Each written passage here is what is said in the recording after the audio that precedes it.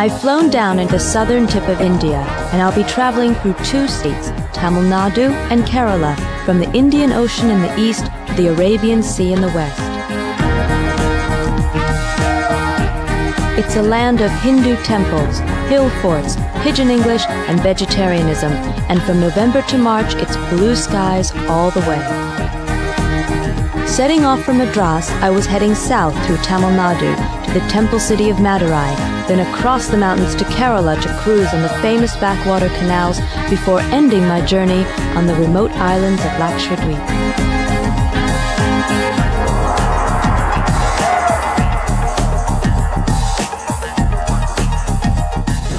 Madras, the capital of Tamil Nadu, is the fourth largest city in India. If you're coming in on a long-haul flight, this is where you're most likely to land. The city boasts an international port, the longest beach in the world, according to the locals, and a movie star as its state chief minister.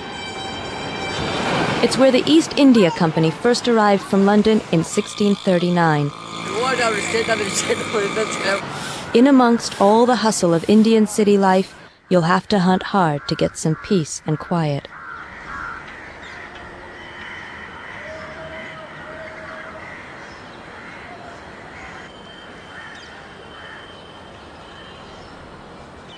Even downtown, accommodation is cheap.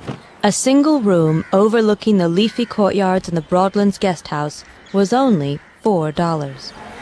So this whole place used to be a palace, and now it's a sort of inexpensive hotel for backpack travelers.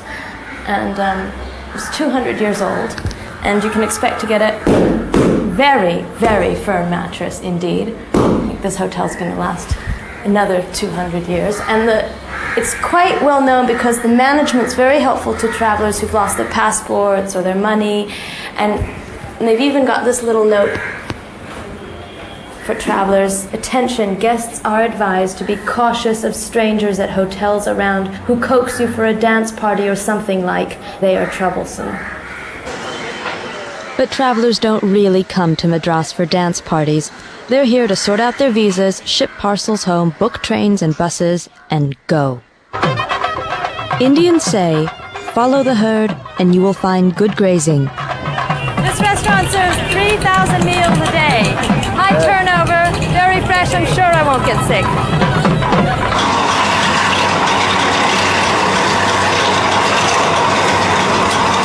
Don't be put off by first impressions. The food at the restaurant Sangeeta is freshly cooked every day, but as a rule of thumb, try and stick to the vegetarian rather than the meat.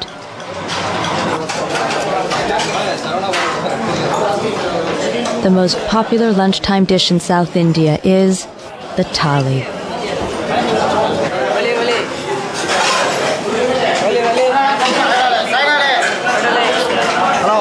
Please use all your fingers and mix the rice.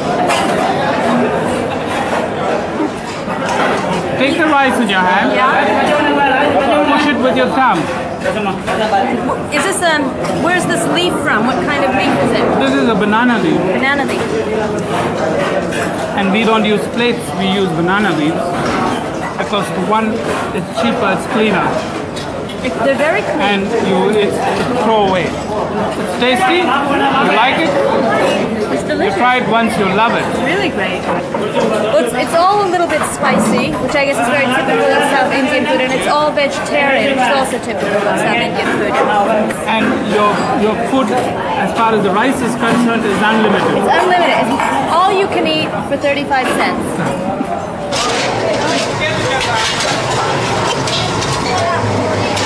Long time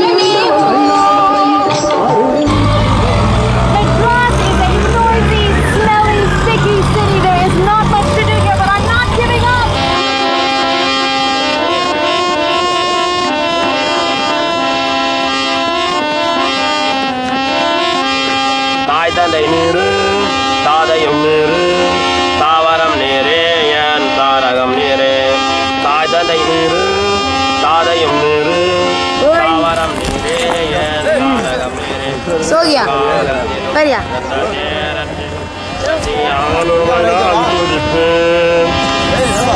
Okay, now. Hey, not too fast, Mimi. No.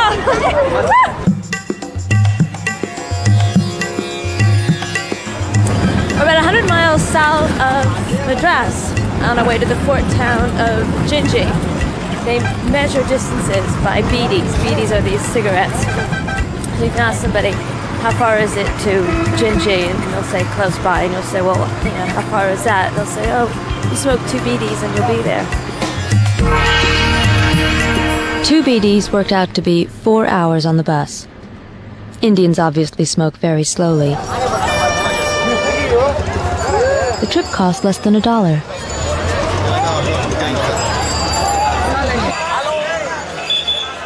Ginji is a typical Indian market town. At first sight, chaos. But on closer inspection, it's a community, drinking coffee, buying, selling, and gossiping.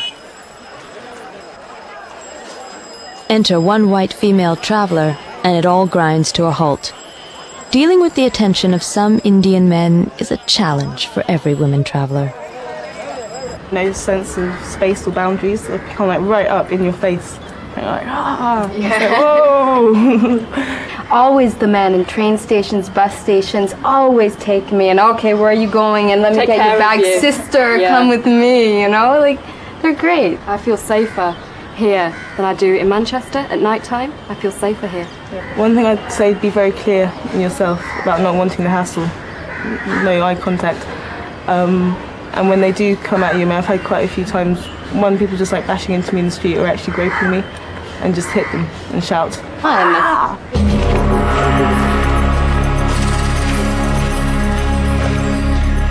Ginji town grew up around a 700-year-old fort. It was besieged by the Mughals, battered by the French, and surrendered to the English, which probably explains why there isn't much left to look at.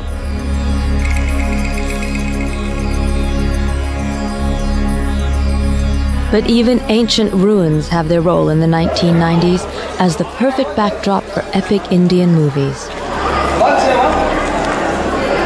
That night, a marriage scene from the new love story Indian was due to be filmed. I heard you could earn a few rupees as an extra, so I went along. Unfortunately, 4,500 other people had the same idea.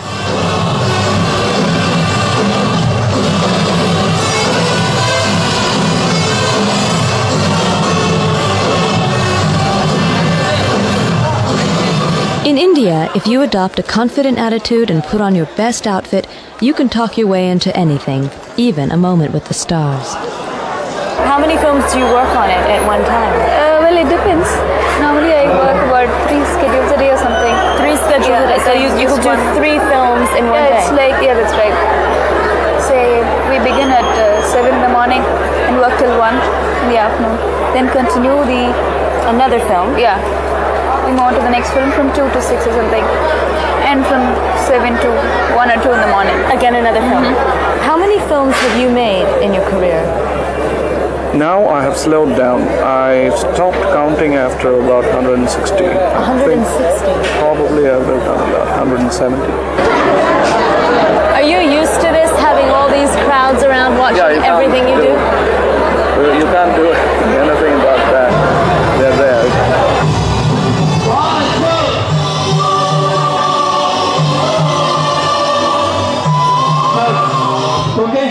In the end, only one scene was filmed, but the townsfolk of Ginji sat up all night so as not to miss it. There's only one thing Indians are more passionate about than their movies, and that's their gods. Half a day by bullock cart took me to the temple at Tiruvannamalai.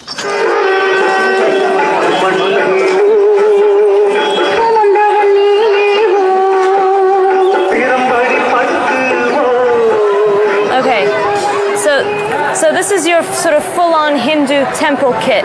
This is filled with ashes for the forehead.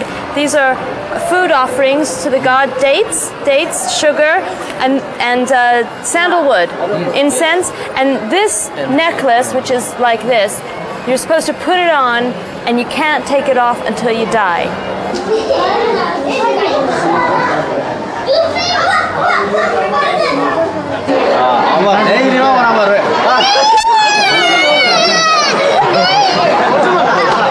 Probably the most popular of all gods is Ganesh, represented by the elephant. Ganesh is said to bring good fortune and wisdom.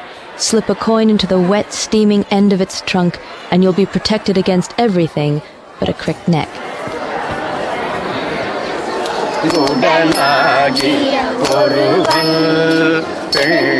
There are nearly 700 million practicing Hindus in India. You can never become one. You're either born a Hindu or you're not.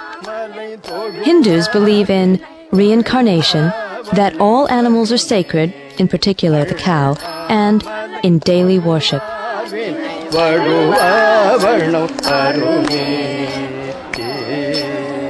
Most temples are dedicated to the three main Hindu gods: Brahma, the creator, Vishnu, the preserver, and Shiva, the destroyer. This is Shiva's temple, and it's said to be the largest shrine in South India. This small black smoky flame is a manifestation of the great god Shiva. Touch your eyes. Touch my eyes.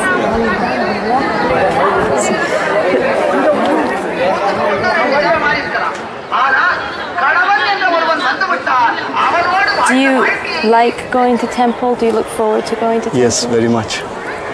So whenever I'm mentally disturbed or when I don't feel peaceful, I just come here. At least once in a fortnight, I come here. And when I come here, I feel totally relaxed. If I get a chance, I don't miss it. For decades, Westerners have been drawn to India in search of the spiritual. I took a bit of a detour to check out a utopian commune set up in the 60s which claims to have found some of the answers. It's called Auroville, the city of dawn. I'm just really curious to see what this community is like. I've heard it's quite... Whoa, sorry. Auroville's soul is a vast concrete sphere which is used as a meditation center. What is that? This is Matar Mandir. Matar Mandir. And which means is temple for mother, mother's temple. The mother, a French woman and a disciple of the Indian nationalist and guru Sri Aurobindo, devised a scheme for turning 2,000 acres of wasteland into a mini metropolis for up to 50,000 people, a new species dedicated to human unity and universal understanding. People don't own anything, and property is allocated according to the needs of the individual. But while some end up with air-conditioned superhomes, others make do with a treehouse. We came here by accident. We heard about it from other people, and then we came here. And my first impression was really strange. I saw all these Western people in a deserted area in India, you know, and all these big houses. And I thought, well, what is this, you know? What are people doing here?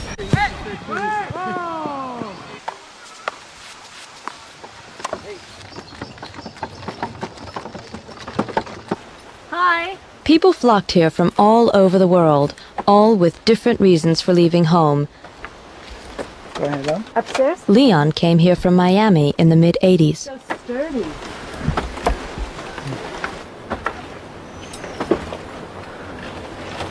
Oh, it's just great. It's so simple. Make yourself comfortable.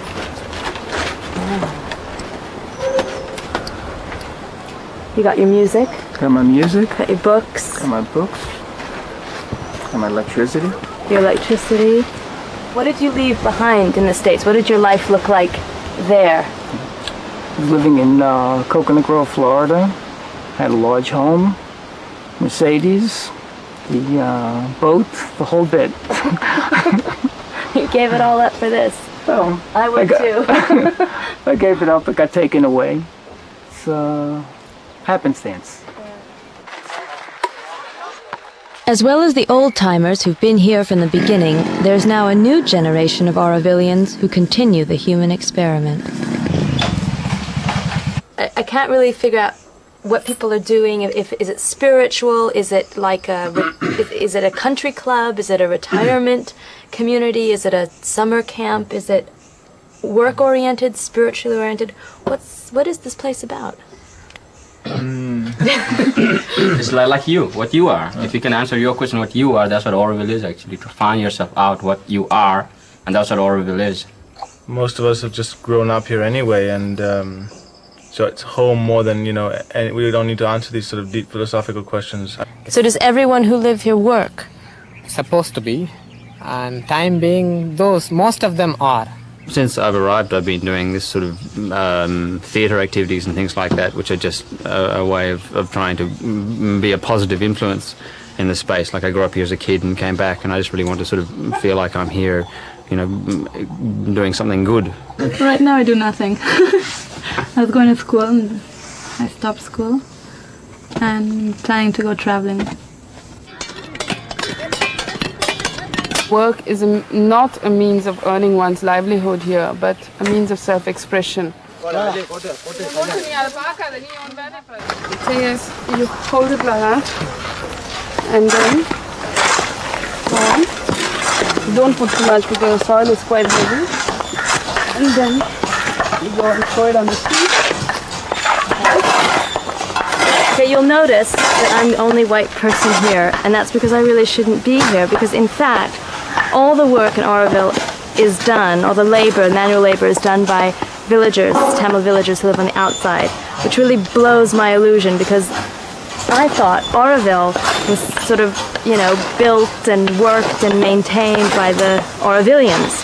In fact, that's not the case. So, if you want to come and hang out in Auroville, you have to bring your own money, because as a tourist you're not allowed to earn money here, and there's really nothing that you're allowed to do that'll support you. So this is a totally unrealistic thing that you're watching right now. Okay.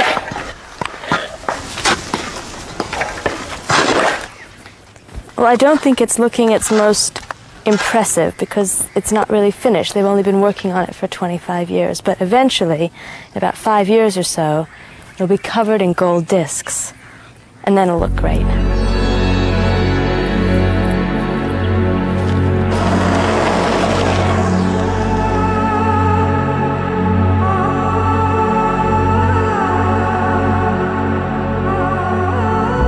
By early spring, the plains are already hot and dry.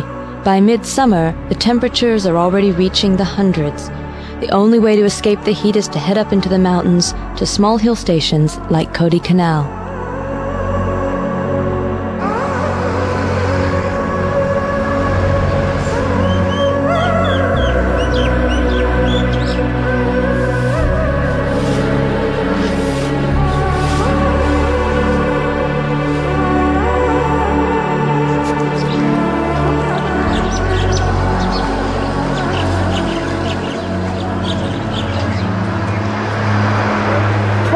Bus journey. I'm in Kodi Canal, which is a hill station, this is where the English built their homes to get away from the heat down there. It's 2,000 meters above sea level, very cold in the morning, and thank God South India is the land of coffee, because that's what I desperately need. If you ever need food and drink in the small hours, find out where the truck drivers stop. This place was optimistically named Darling by Night.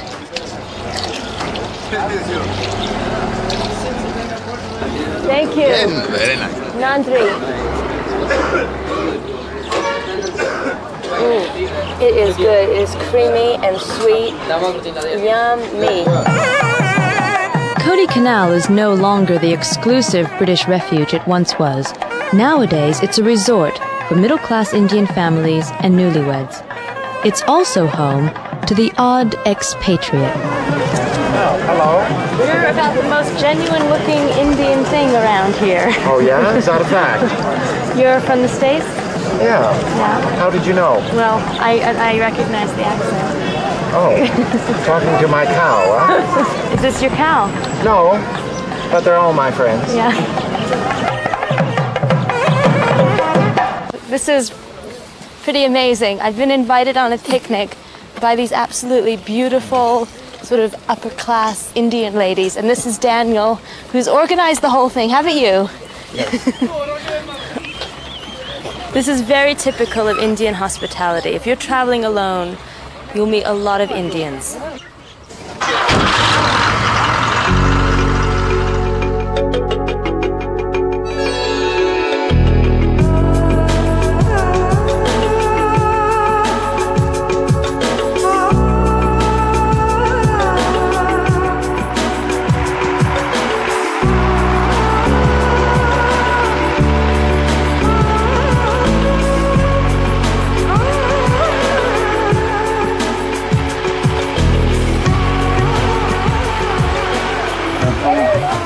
Daniel's leading the ladies.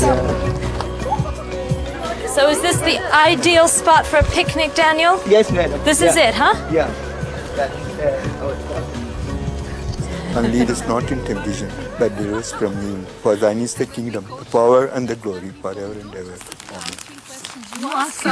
How does courtship work? Usually, The family is marriages, arranged. the family will arrange for people to meet, and then you take it from there. You're not married yet, No, are you? I'm single. Do you want to get married? Yeah. And would it be an arranged marriage, or would it be for love? or- It's both ways. I've been given the freedom to choose if I like somebody, and I've also given the freedom to my parents to choose for me. So are they looking? Yeah, they're looking. When you're in a courtship with a man, do you sit down and say, well, I like this and I like this, I don't like this, I don't like this, what do you like? I think mostly people do that, but in my case I wrote it all down because I was too shy to ask him. And so I wanted him to know, because this is one of the questions asked, men do normally ask you, are you a good cook? So I wanted him to know I hate cooking and I eat only to survive. And You're not sure really even at that point of time whether you like him or not, You're still trying to adjust. And then, now my husband comes from a family of one son. He's one son. His father was one son. His grandfather was the only son. Everyone said, okay, you've done well enough producing a daughter, but it is necessary to produce the son. And so Vaughan Craig arrived, Thank God.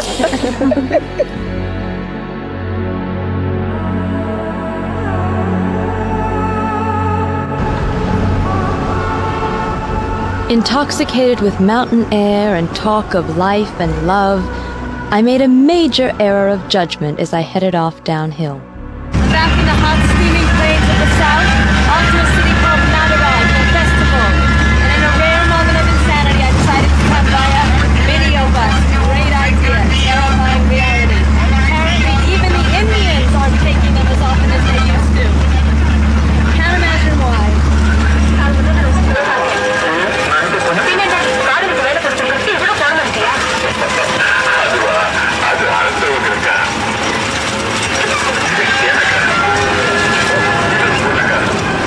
Madurai is one of South India's oldest cities, and its temples are the main attraction. It's been a center of learning and pilgrimage for centuries. There's supposed to be 100,000 people coming to Madurai for this festival. And super experienced traveler me, I didn't book a room in advance. Now, I made calls on the automatic system, and all I did was lose a lot of rupees, so this is the alternative. Looking for a hotel room tonight. A lot of the telephone booths are run by disabled people. This man was completely blind but had memorized the numbers of the best hotels. You have a room for tonight? No rooms. This is Supreme? Supreme. Okay. You don't know less expensive hotels?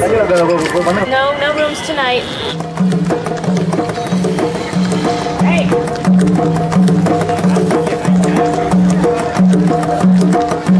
Am I getting it?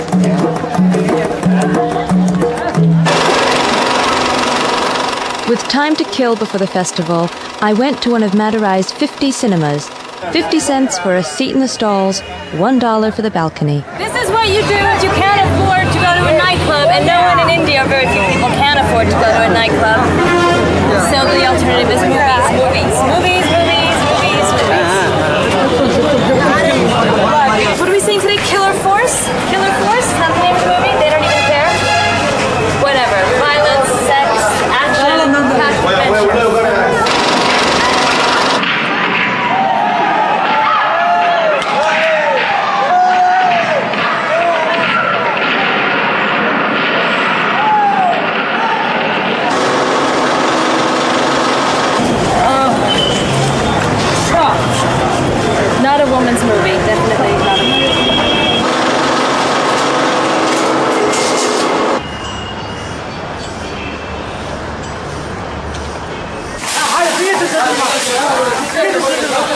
It's dinner time, and another South Indian specialty, the dosa, a light, crispy pancake that comes in all sizes, depending on how many friends you've managed to make. Family dosa, supreme family dosa. Morning and evening. I don't like rice and noodles, only this one. So are you traveling here? No, well, we're doing a work experience exchange. We're living here for a year. You're living here? Yeah, we've been here 4 months so far. Where are you living like in a dormitory or? No, we're living with an Indian family. You're living with a family? Yeah, it's about 10 kilometres. How's that working out? It's just tough, but it's, you know, we're getting used to it. The first month was very hard, but now we're sort of used to it. The house is very dirty. Is it? And we've had rats and mice in the house. They prepare all the food on the floor, and the floor is like covered in dust, and we've got mice and rats that run across the floor. Our first, we've been here 4 months and we've been ill every other week, sort of thing.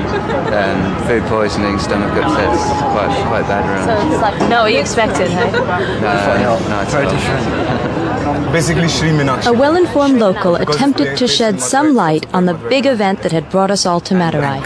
Wait. So this festival celebrates the lunar birthday of the king? Something like that? It basically celebrates the change in the season. Okay. But it coincided with the birthday of the king. It so happened that this is also, tomorrow is the day there's going to be a full moon. So instead of him coming to the temple, he got the deities to come to a place which is called the Tepam Float Tank. And it's beautifully illuminated, and they expect up to 100,000 people there.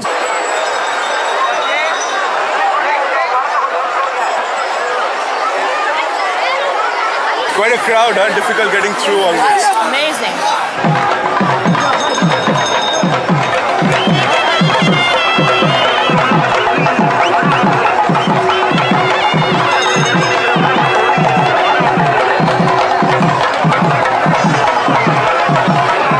There'll be major enthusiasm amongst people, just see them.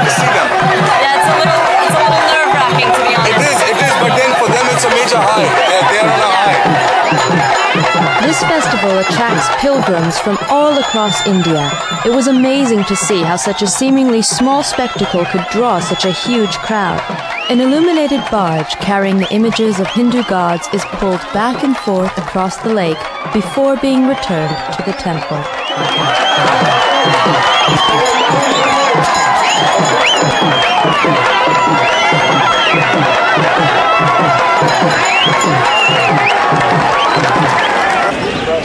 With no hope of getting a room in town, I decided to head on, an overnight train to Quilon by the sea. With over 1.5 million employees, Indian Railways is the largest employer in the world. Yeah. To the train there? Bangalore. Bangalore. Where's Quilon? Quilon. This way. I wondered if they were all as helpful as the porter who looked after me. Oh my God.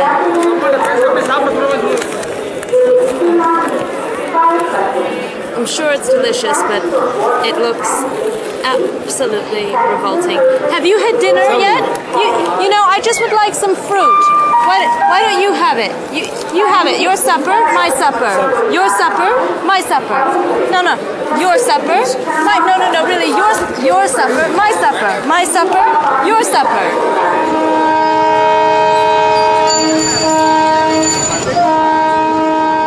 If possible, force yourself to go to the lavatory before you board the train. Believe me, you'll be glad you did. Welcome to my first-class sleeper compartment. Great bargain. It's a 10-hour overnight journey. It costs only $10. Very cleverly designed. These are the fan settings, water bottle container, and a reading light. Yeah? And now we're moving from the living room to the bedroom. Very simple. Here we go. And now this lungi is most often worn as a skirt. However, you can also use it as a towel, sheet, yeah? And if you really want to travel in style, it sort of doubles as a headdress. It's très elegant, as long as you don't look at the floor, because that's where all the cockroaches are. Don't look. Don't look at the floor. Don't want to look at the floor.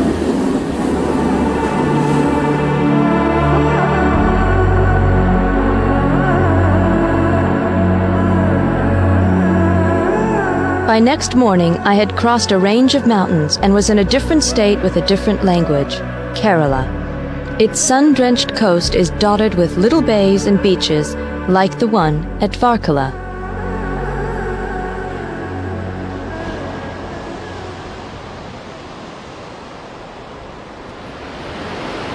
This is Varkala, the new inn, hangout, chill-out place for travelers.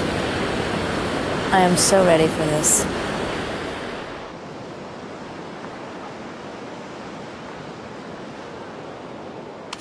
After the discomfort of an Indian train, there's nothing more reviving than being slapped around, stepped on, and covered in plant oil. Passed on secretly from father to son, techniques of Ayurvedic massage go back thousands of years. This feels a lot better, this foot thing. Really nice.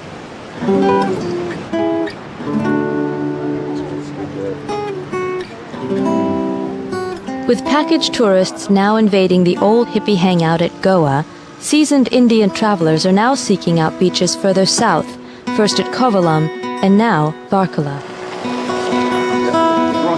One papaya lassi, one cornflake with banana, one special muesli, one fresh lime soda sweet.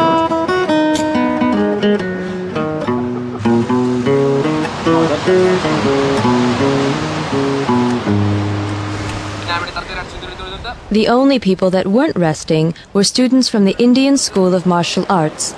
Kalari Payattu is the oldest martial art in the world, and it started in Kerala.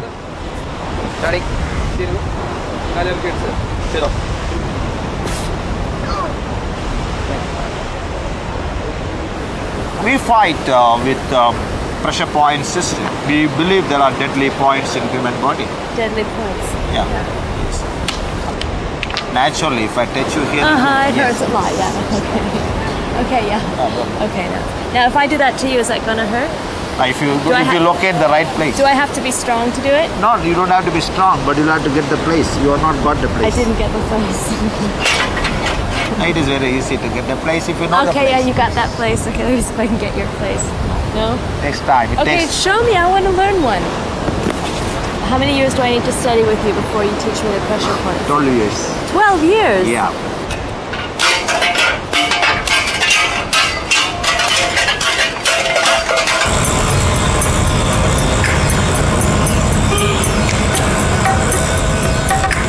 Kerala is truly an extraordinary state. Its people have the same life expectancy as North Americans, they have access to free birth control, and they're over 90% literate. But when it comes to asking for directions... Excuse me, do you know the elephant? You know elephant sanctuary? I really love Indian people because they're so friendly all the time and always want to help you. But that's a problem too. Elephant. If you want to go somewhere and you go to an Indian and say, which way will I go if I want to come to the temple or something? And you ask, should I go that way? And he says, yeah, I guess go that way. Go that way. Just be sure you ask someone else. The way to the temple. That's that way. That way. Elephant. That's only because they want to be kind of helpful. Which bus? Where's the bus? You show me. Very sweet. Thank you.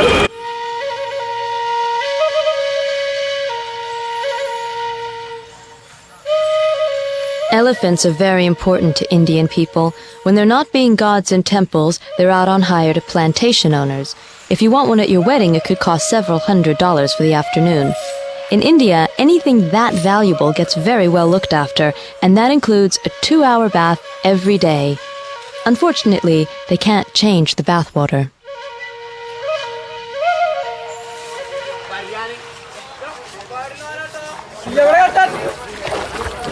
Walking on a lot of elephant toes. Hello. So you take a little bit of coconut shell. Yes. Yeah? Okay.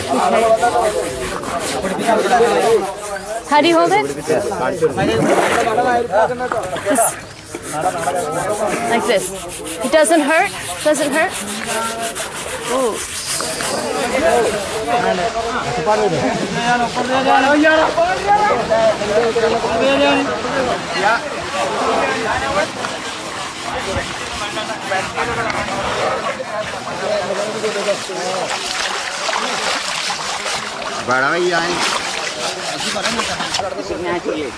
I love you, Rit. Very good. Good boy. Okay. Good boy. Each elephant is looked after by its own mahout, often the same man for many years. The elephant knows its mahout by his voice, smell, and verbal commands.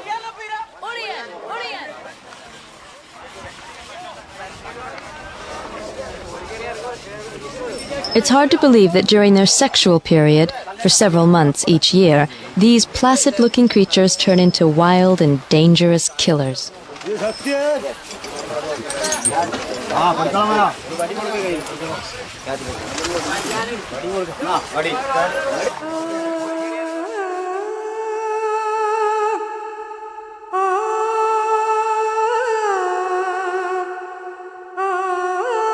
One of the highlights of a trip to Kerala are the backwaters, a system of lakes and waterways that cover over 350 square miles.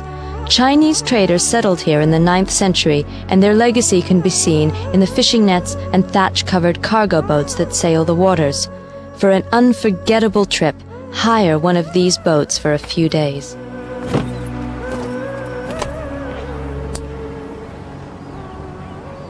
I think the best way to avoid getting sick in India is obviously drink a lot of bottled water, but keep your hands clean, keep your nails short, because after all, this is what you use to eat with.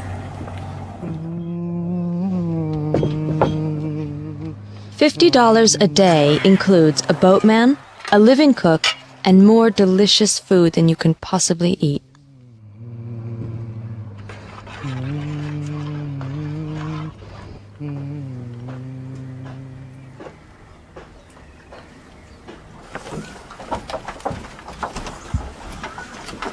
Namaskaram, Moniche.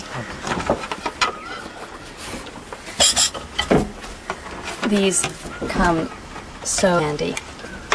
Thank you. This is in Italy. The whole thing is a very typical South Indian breakfast. It's basically a steamed rice dumpling, and it's very light and spongy. So you use your right hand and you dip it in the samba. You scoop it out. Delicious.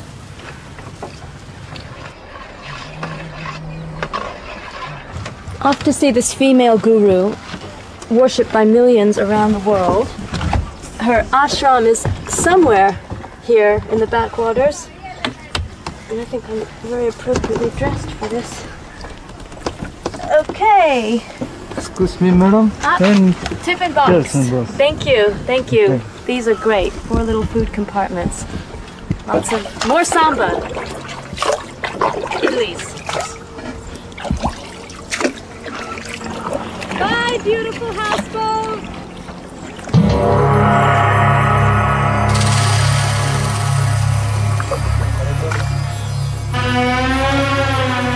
It was good to have Silas with me, as one canal led into another and yet another. Without a guide, you'll never find your way around here.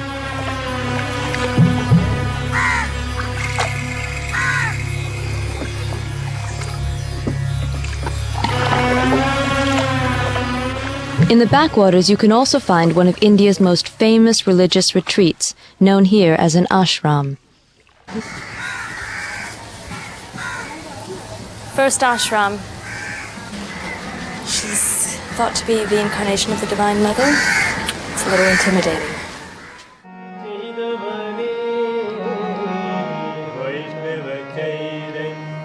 They say that this guru, Amma, has hugged over 10 million people from all over the world, and they're still coming. The hugging is known as darshan and is meant to produce a beneficial spiritual current.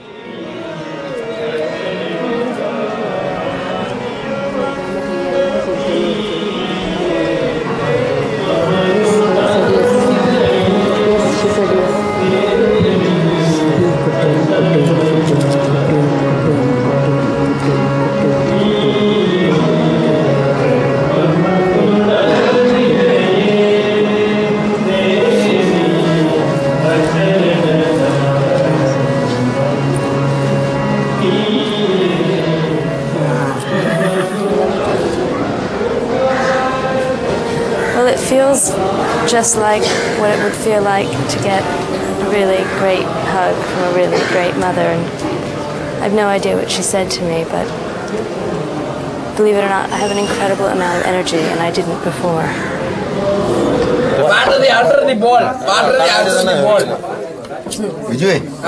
There's something else equally essential to life in the backwaters. It's called a toddy bar, and it's where all the men go when it's too dark to be out fishing and too early to go back to the wife. Toddy is fermented coconut water.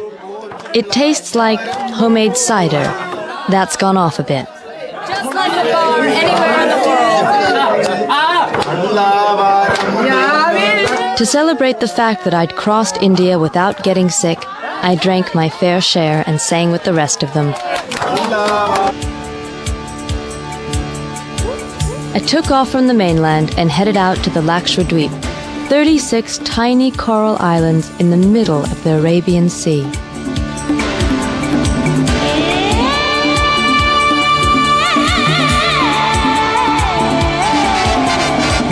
"15 hours by boat from Cochin, it's the closest thing I found to paradise on earth, with nothing to do but sleep, eat, swim, and regress into childhood."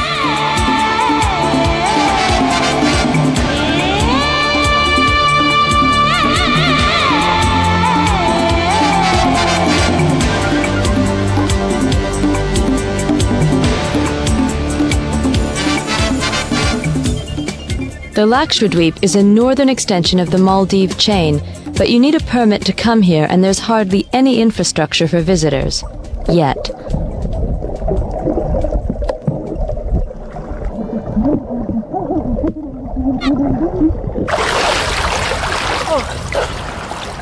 The thing I love most about traveling is when it makes me think differently about where I come from. Like, the United States is geared so much toward money, career, toys, skeptical of anything we can't measure. Whereas in India, it's the exact opposite. It's the flip side. They live the spiritual. Religion's entwined in everything. Fashion, money, stuff, it's not a big priority here. And yet I have seen more smiling faces here than I have seen anywhere else. These people definitely have got something that we've lost.